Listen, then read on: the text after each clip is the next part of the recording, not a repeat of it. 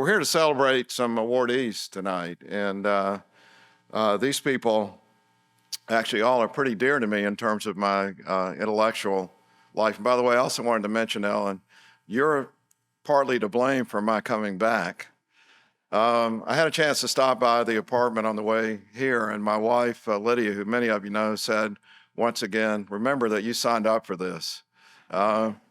So it really is a great mission, and I'm glad I'm doing it, but we got a lot of things to take care of here, as you all know, and I'm so glad the Reagan-Udall Foundation is working on it. But we're here to honor three special things today. Two of them are discrete people.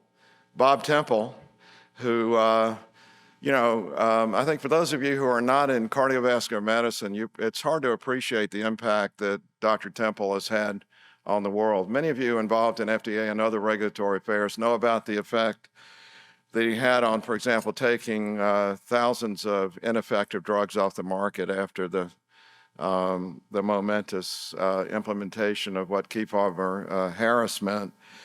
But for those of us in cardiovascular medicine, I just cherish those good old days when we go in and hear Lipicki and Temple arguing with each other about what the truth was and forcing us to think logically about the development of therapeutics. And out of that, of course, came things that have cut the risk of dying from heart disease in half. And I think to a larger extent than people realize, it was his intelligence in using smart regulation and bringing people along that made the difference there. Second person, George Freidenberg, who I think George exemplifies the ultimate in the advocate. He's close up there with Ellen in terms of the degree to which he bugs the hell out of people like me.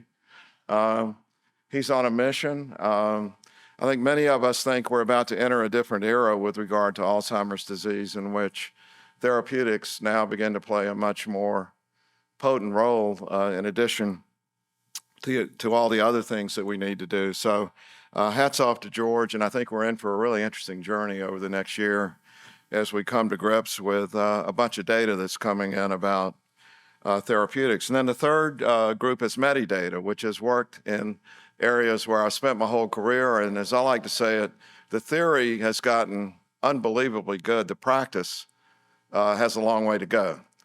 But Medidata is one of the groups that has linked the theory to the practice and made a big difference already.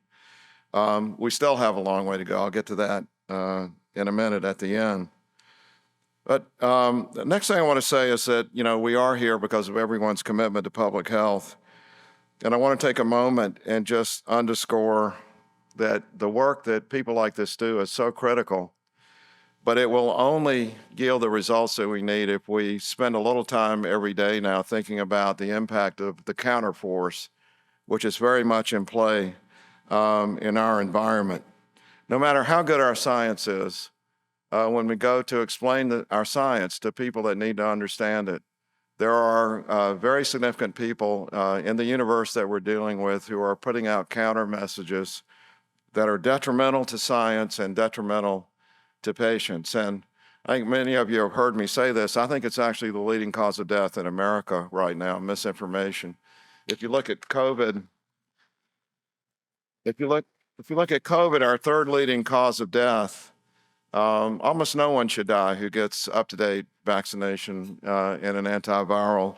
If we look at cardiovascular disease, the messages about cholesterol lowering that have gone way too far in terms of causing people to question the value of that, I think has been substantial. I could go on, but I'll stop with that and just say it's critical that we counter this. Now, people say, okay, what should we do?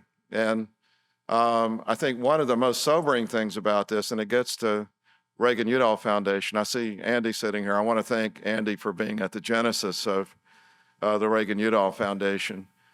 In 2016, I didn't really know what to do with it. And it was an unusual time right before an election that stopped my term relatively abruptly, I must say.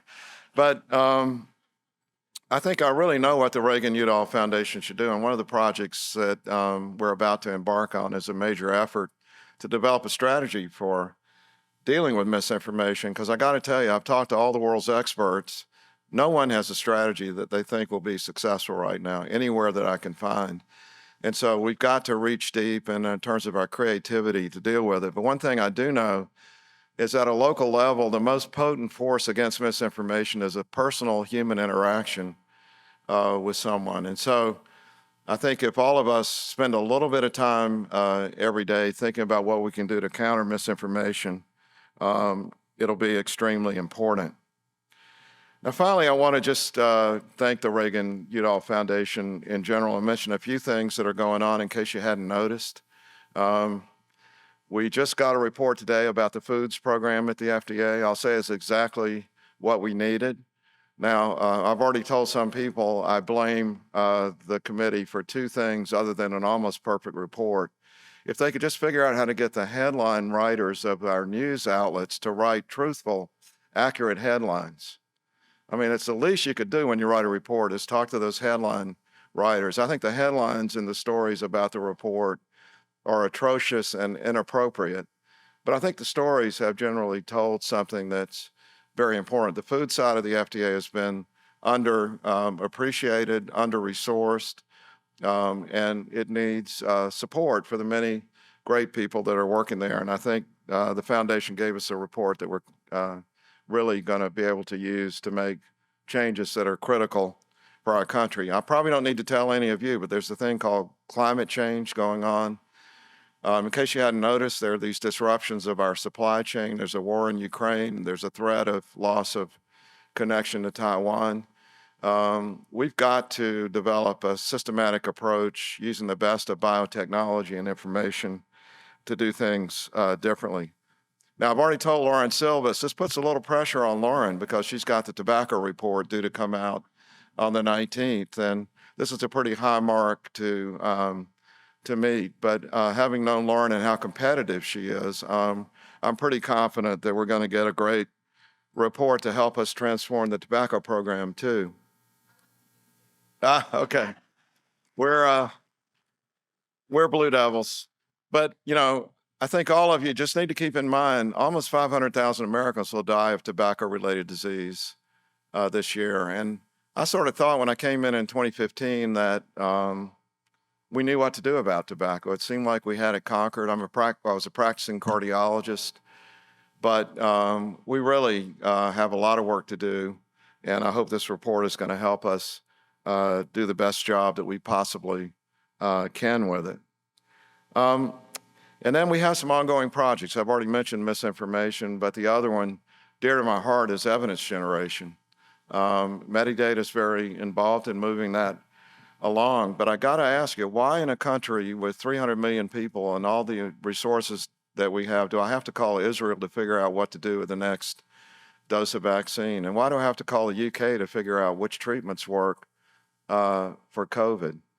It's not that we don't have the talent, or that we don't have the investment. We're just not putting it together in a way that matters. And I'm really hopeful that the foundation is going to help us develop a blueprint. It's not totally in FDA's lane, but we are at the table, and we've got to help all of our country develop the evidence we need. Also, in case you didn't know it, we spent $4.1 trillion on healthcare last year to get a result with an average of 5 years shorter life expectancy than the average of other high-income countries.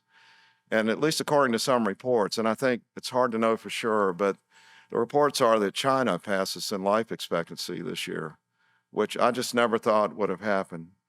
And as a reporter from Washington Post asked me last month, she said, how low does our life expectancy have to get before we do something different?